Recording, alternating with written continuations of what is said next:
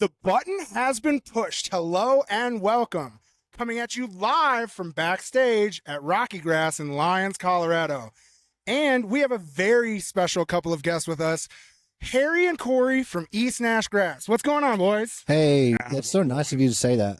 Dude, I have to. First off, I'm fanboying, okay? So I'll try to keep it together while I do this.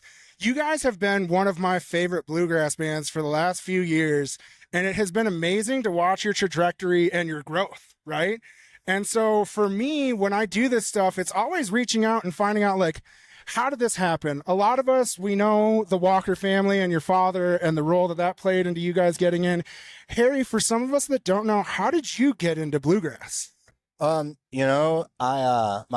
brother my older brother started playing guitar, and I wanted to play guitar, but hands were too itty bitty when I was like 6. He was 9. Couldn't play guitar, so I waited a little while, kind of wanted to play drums. But then we moved to a different town in Arkansas, and my mom met up with this guy who was a music teacher at the college there in the town. A guy named Chuck Hicks was his name, is his name. And Chuck was kind of a cat in the folk scene in the 60s. He was on the Gong Show. They got gonged. But I showed up to his office when I was 10 because my mom had told him that I wanted to play something but didn't really know what. And I kind of thought banjo or fiddle would be cool. But he handed me a mandolin and showed me 3 chords. And that really got me going. And then a few months later, saw Ricky Skaggs and Kentucky Thunder. And I didn't know a mandolin could do those things. It was all over from there. Yeah, and it was like from then on, all I could think about was bluegrass. That's wild. Cory, for you, were you forced into the banjo with everybody, or how did that kind of come about? I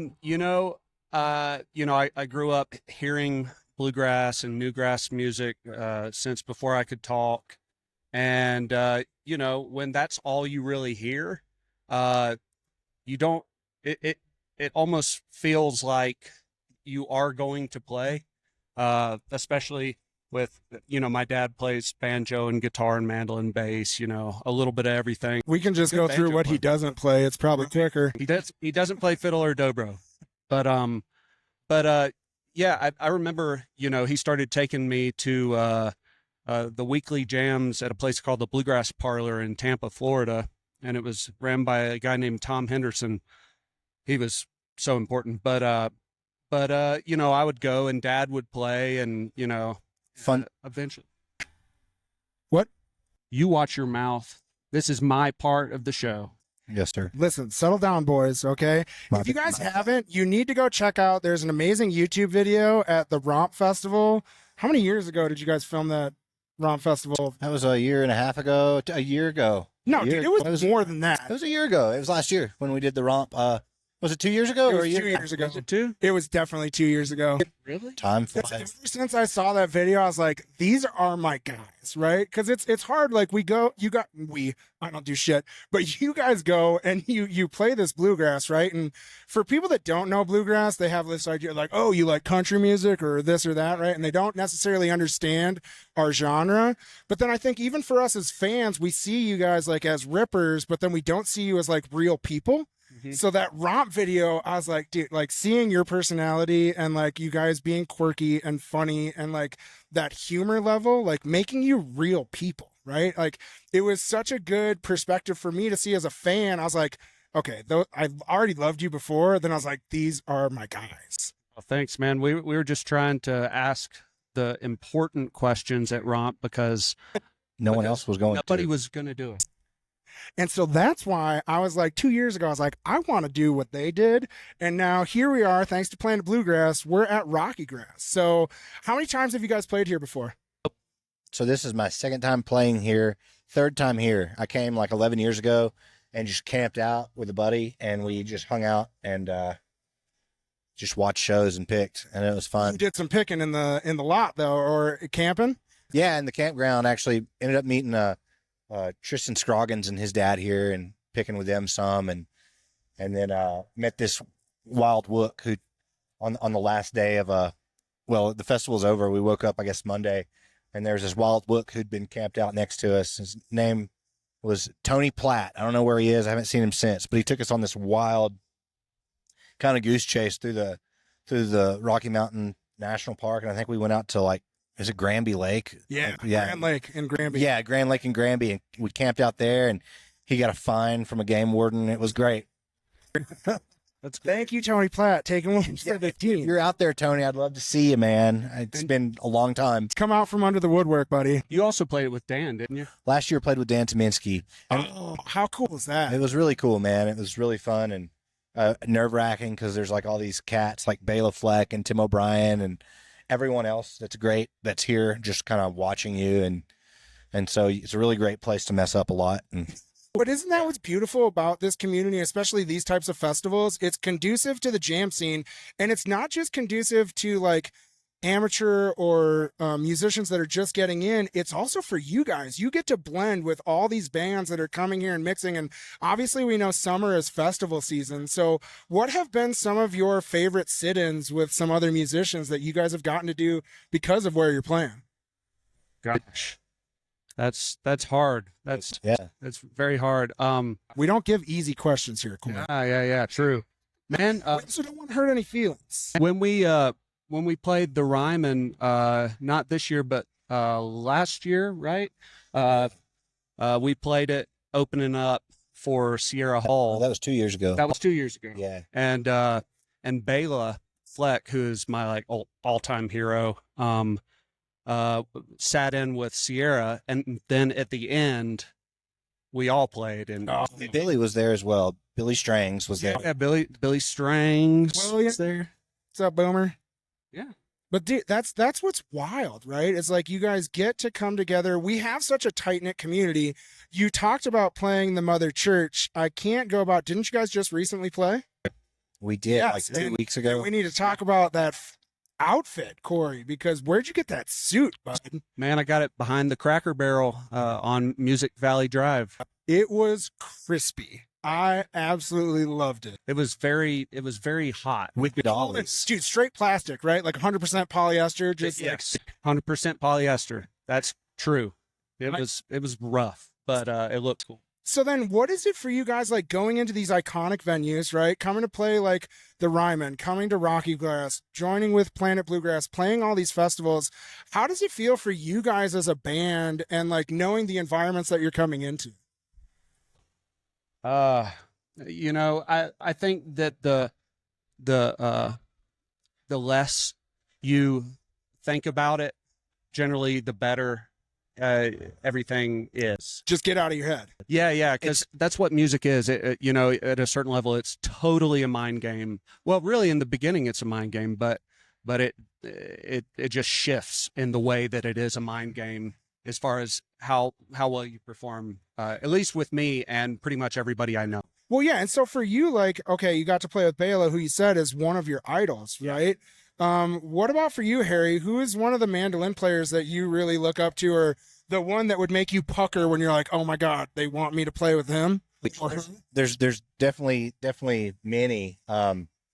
Recently I got to go do a session with Tim O'Brien where it's like I was playing mandolin on it, which was he's like one of my favorite mandolin players of all time, and on top of like one of the best singers and songwriters I can think of. And it's like, I don't know, it's nerve wracking, man, but also it's kind of cool that these people might want you to come do what you do with them. So you can, cause Timo plays more than just mandolin. He's a great guitar player, fiddle player, banjo player.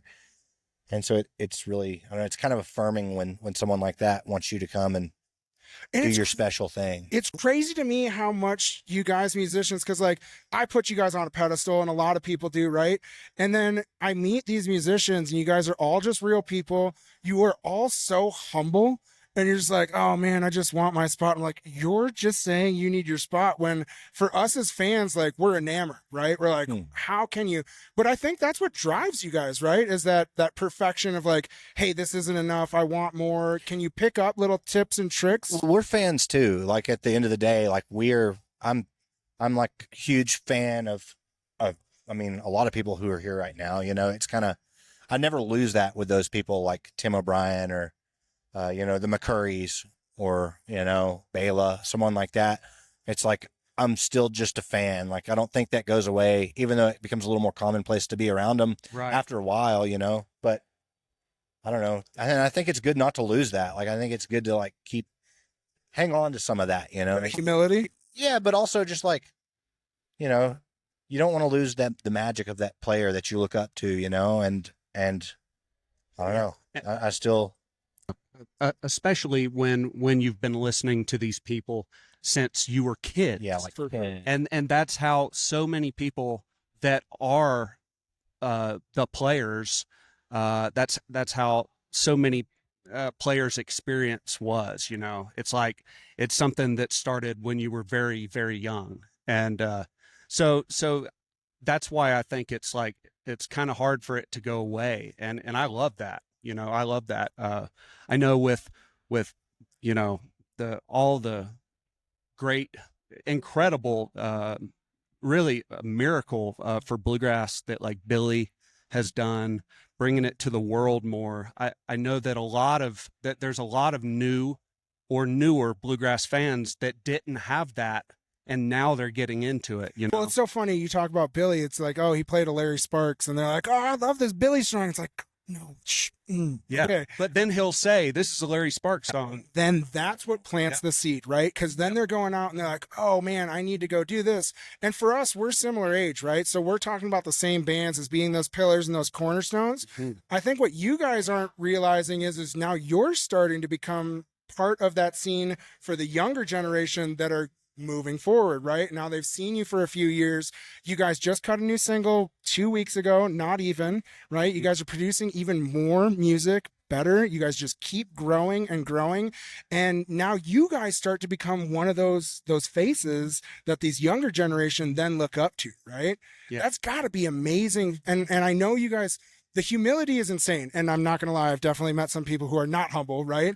But in this scene, especially, it's like, man, I'm just so thankful to be a part of it, right? But you guys literally are becoming those voices for this younger generation. Be like, hey, man, I want to play like him. Or, oh, did you see how he ripped?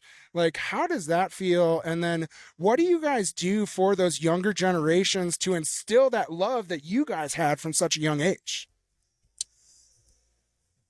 be cool.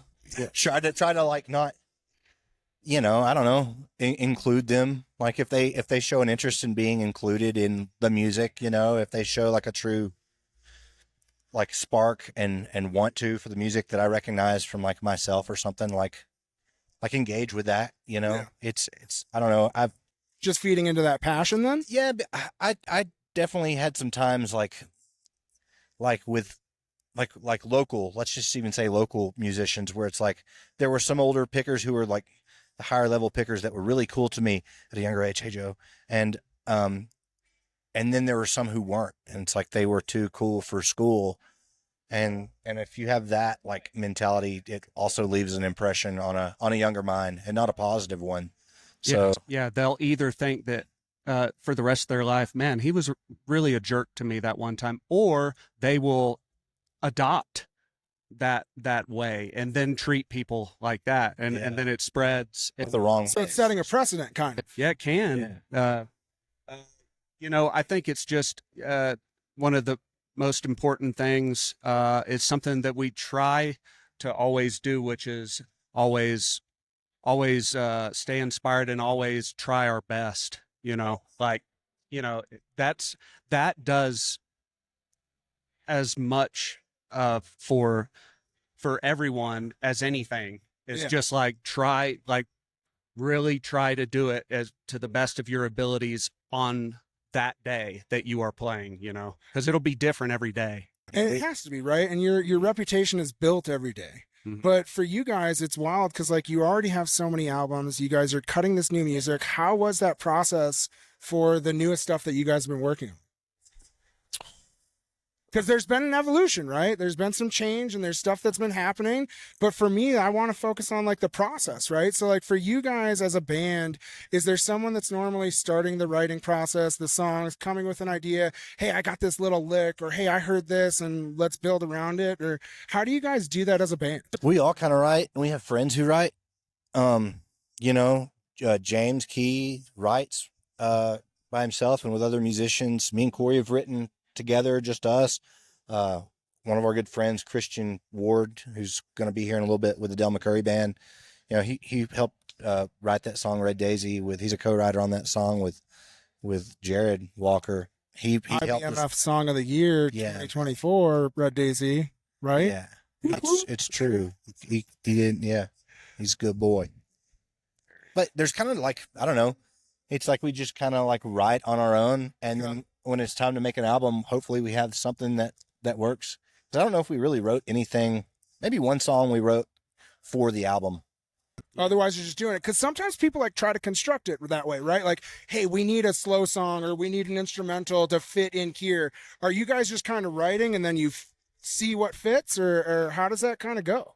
I think if there's like, if there's a lot of output, you know, a lot of ideas, and you just write because you love the feeling of writing and what it ends up being like, and how it makes you feel, when you start riding that wave. If there's a lot of output, then you have songs to choose from.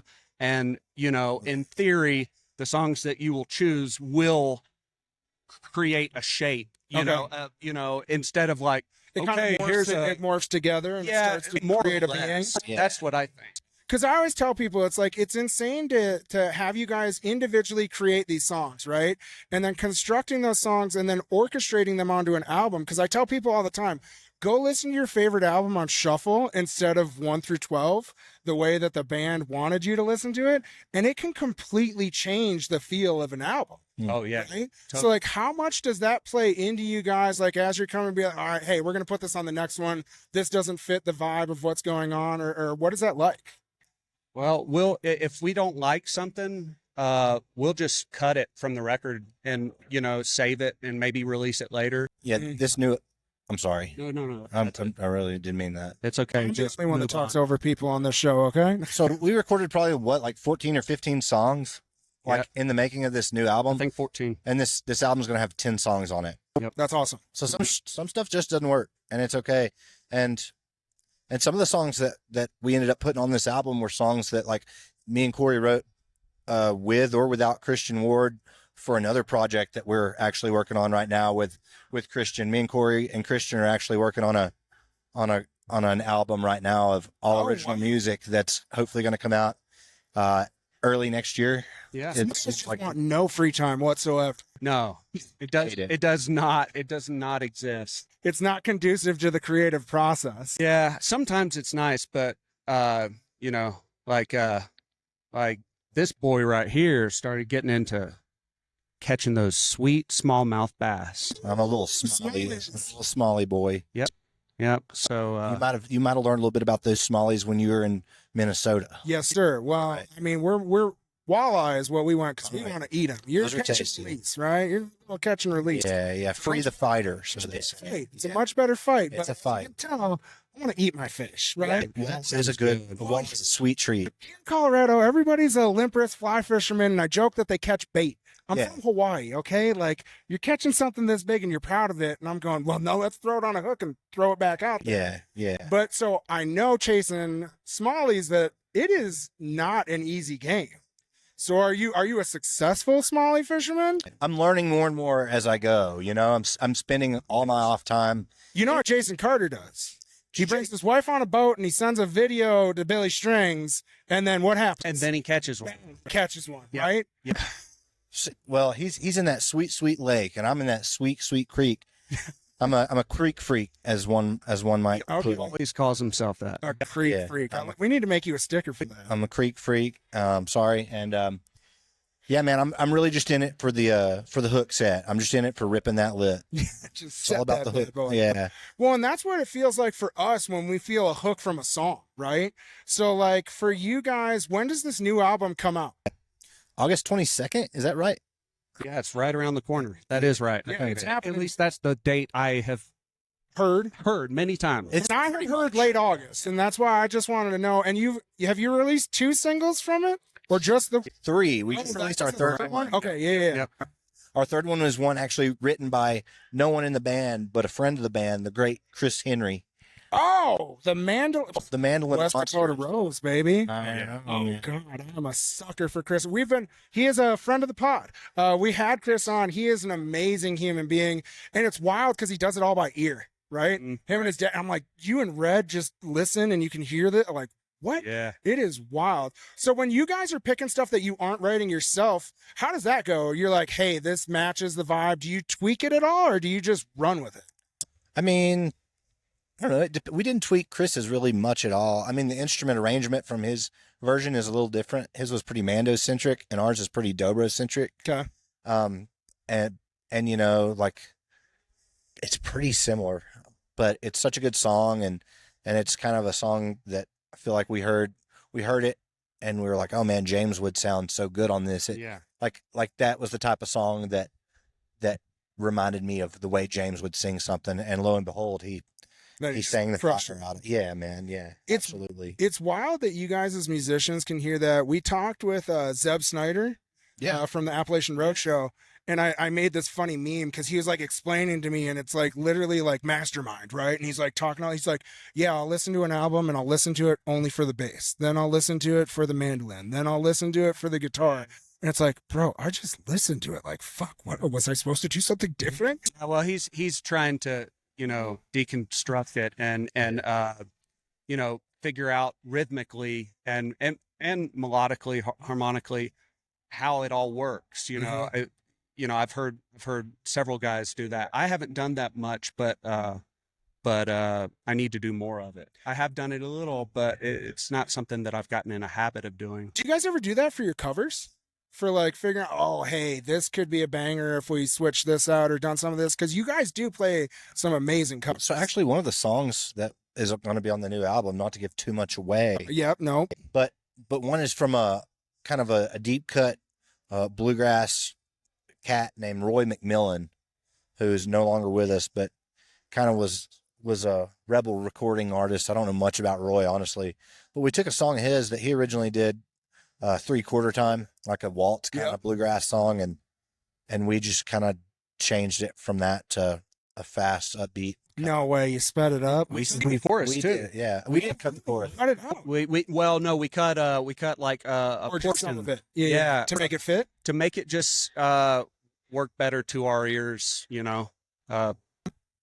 That's super wild to even think that you guys are able to do that stuff, because it's like with tempo or melody, right? Like people changing stuff, and now you slow it down and it sounds like a completely different song. Or you speed it up and you're like, wow, how did that do that? So for you guys, are you traveling together and you're like, hey, let's turn this on? Or how do you guys get inspired for what you're listening to when you're away from your own music? You said you're fans. What can we find on the radio in the van as you guys are driving from show to show? It just depends, you know. We are all fans of other music outside of bluegrass. What's your guilty pleasure? I mean, I like a lot of things. Lately, what I've been listening to is I've been listening to a lot of Mac DeMarco, and I've been listening to a lot of Kurt Vile. Oh wow, those guys have really, I've kind of like known of them for a long time, but not really done the deep dive on their music. And lately, that album Salad Days by Mac DeMarco, it's really good, man. Awesome. I kind of wrote it off as like this, that's just a hipster album, you know. And then with I your listened to it, coffee and your flannel. I know. And then you're like, wait, this actually kind of slaps. It really does, man. It's really killer, and I've really been enjoying just kind of digging into that style of music. And Cory is a large fan of the and he's turned me on to a lot of, I don't know, hard bop and like 50s and 60s jazz.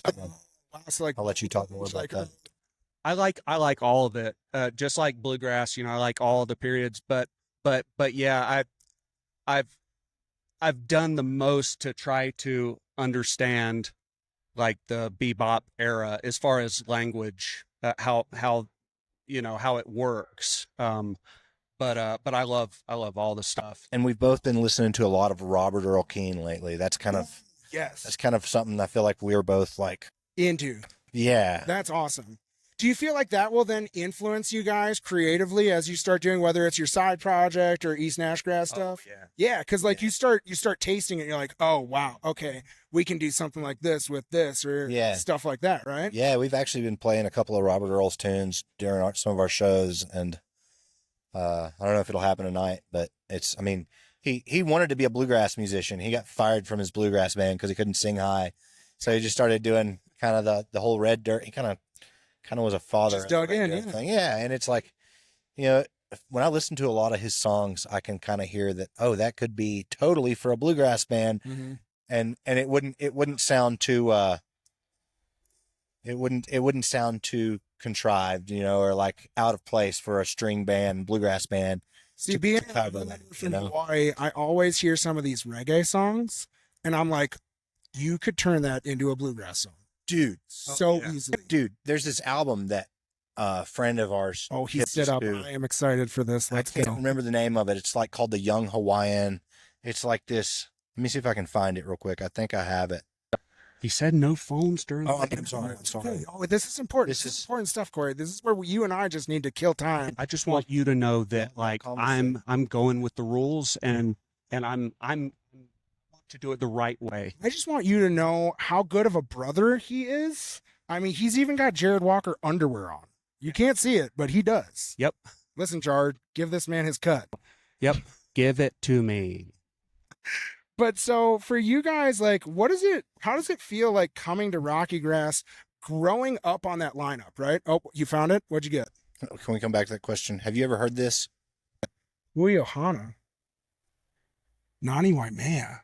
No, but now I have to. Dude. Oh, let's go. It's, all right. Can I share the camera? Yeah, of course. I don't know if that's it's Ui Ohana. I'll tag it in the description for the pod. We will definitely dive into this. Okay. Because it's so that's where like people are like, oh, how'd you get into bluegrass? I'm like, oh, I'm from Hawaii. They're like, wait, what? And it's like slack key is so big out there, right? And right, yeah. And then Jerry lived in Maui during the 80s. My mom was a deadhead. So then my dad is hardcore country, like Hank Williams, like just like different, right? And so yeah. What island did you? So I'm from the Big Island. Cool. Of Hawaii. I know that I saw Jared was in like Kauai, and then I saw you. I was sending you messages as you were eating food, and I was like, bro, you better go eat a spam musubi. Yes. Because I was like that. So I always tell people if I had like last meal ever, spam musubi would be it. So for all these mainland kids, these white folk, it would be like peanut butter and jelly, right? Like that is like the staple. Kids love Hawaii. Every single kid eats spam musubi. We literally sell spam at McDonald's. That's how popular it is. And people are like, that is disgusting. I'm like, listen, let me make it. Let me let you try it and then judge it. Right. Yeah. But you're always posting food. So did you get a spam musubi while you're there? I hate to say it, but I did not. I didn't. I'm sorry. Okay, well, guess what? So next time when we meet up, I'm going to make you some Hawaiian barbecue. I will bring spam musubi. I will feed the whole crew, and we will make up for your redemption. I want that. He let us go. Let's do it. Because you boys, you're posting food. You're posting sweet tea all the time. It's true. It is. Have you had sweet tea? Of course. Okay. Give me the diabetes. Let's go. Yeah, man. Dude, the sweeter the better. Although I'm not going to lie, I'm a big fan of the John Daly, which is an Arnold Palmer with vodka. Oh, that's although they're dangerous, they'll catch up to you real quick. Gosh, I bet. This guy who was big influence on me growing up, a local mandolin player named Bill Nesbitt, used to make this iced tea, and he would use Louisiana tea, but he would also use one bag of Earl Grey tea. Oh, to give it a little deeper flavor. And it would taste like Fruit Loops. Oh, wow. Next time you brew your own sweet tea, just throw in a bag of I think it's a Bigelow Earl Grey. Just put some of that in there, just a little bit, and it really takes it to a new level. We're gonna wrap up with this because as a fat kid, I love the food talk. What has been one of your favorite things that you guys have eaten on the road in the last year? Oh, dude. Yeah, see, because, dude, I love it. Because for me, I go to places and I'm like, hey, what would you order here, right? Like, tell the line cook to send me out whatever he wants. Surprise me. Right. And sometimes they send me chicken tenders. I'm like, what are you doing, right? But dude, I had a green chili eggs Benedict with a chili rellenos and hollandaise and green chili over it. I would have never ordered this thing. And it is literally like one of my go-tos now when I find a Mexican restaurant. I'm like, can you do this like this? And they're like, yes. Wow. That sounds good, but I don't like admitting it because it sounds like a brunch food item, and I hate brunch. And I think it's a made up meal. So no pinkies out for Cory. No pinkies out. Nope. So you must hate mimosas too. Oh yeah. God damn. What about Bloody Marys? I like a Bloody Mary. Oh, what? I like a Bloody Mary. Yeah. All day. I got vegetables. No way, man. It's a supper drink as well too. Yeah, I mean, you can get it in. Okay, but so let's get back to this. What has been one of the favorite things that you have had in the last year? Okay, let me think, because we've traveled a good bit. You've have. traveled a bunch. Dude, we ate that killer place in New Orleans where I got that red fish. Oh yeah, what was it called? Ant something? I don't remember what Wasn't it's it? called. They deserve a plug, Harry. They do. They do. It's a shame I can't remember the name. Thought it was Be Ant more something. memorable on something in New Orleans. Better name, New Orleans. Yeah. And then What was it that you ate? Red snapper? I had red snapper. Was it the full fish? No, it was a fillet of no. Was red snapper red fish? No, No. it was red fish. It was not red snapper. fish. Red fish.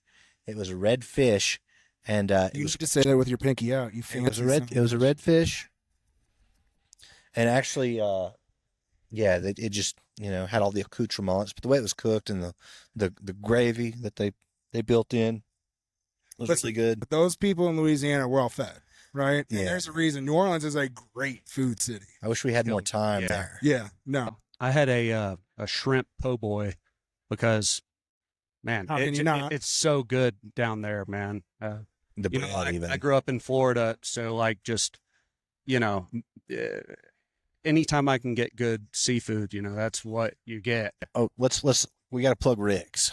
Oh, we got to. That's something Cory turned me on to. Where's Rick's?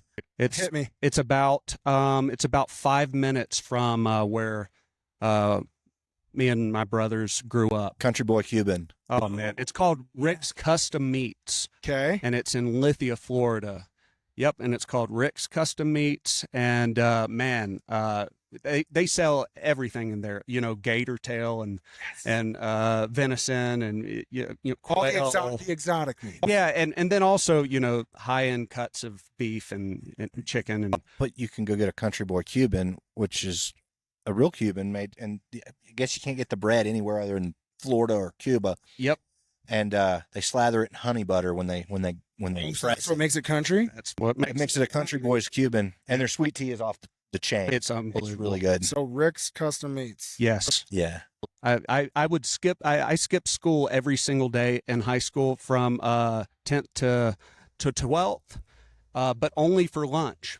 Although it was not allowed, I But realized you were going that to Rick's. I started parking in the visitors parking lot, that you could so do I without? wouldn't have to go like through the crime watch or whatever, Yeah. and but I had ways Me to and my get around hoodlum it. friends are leaving Third Hour Club, which was short for THC, and that's what we were doing. Third Hour Club. Our club. We're like, hey, where you guys going? Let's meet at Third Hour Club, and we're off. That's great.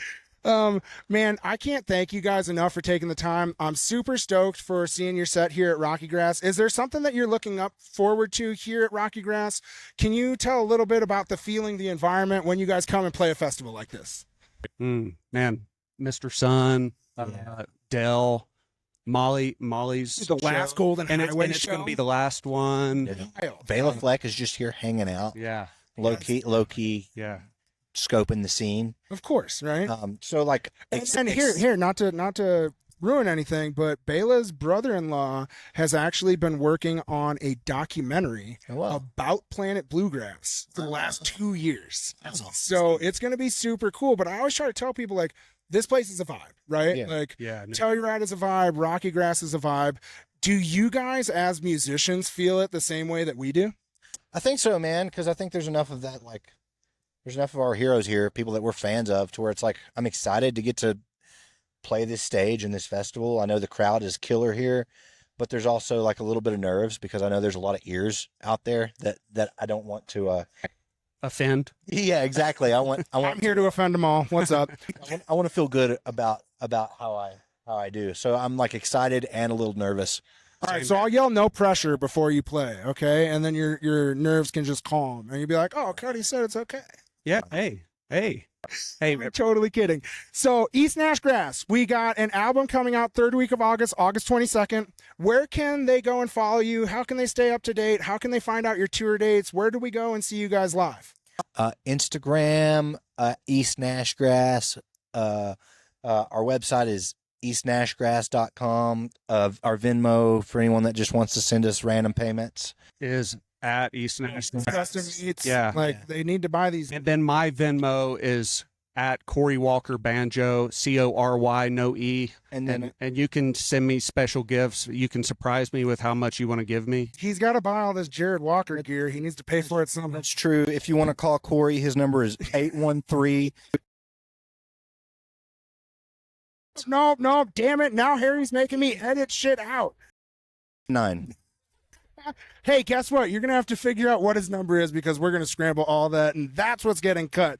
Gentlemen, thank you so much for your time. I'm excited to see you on stage. I really appreciate you taking the time to chat with us. Thank you so much. Yeah. This has been wonderful. All right, Has see you been. guys soon. Let's go do a cold plunge. Yes, let's go. Okay. All right, let's go.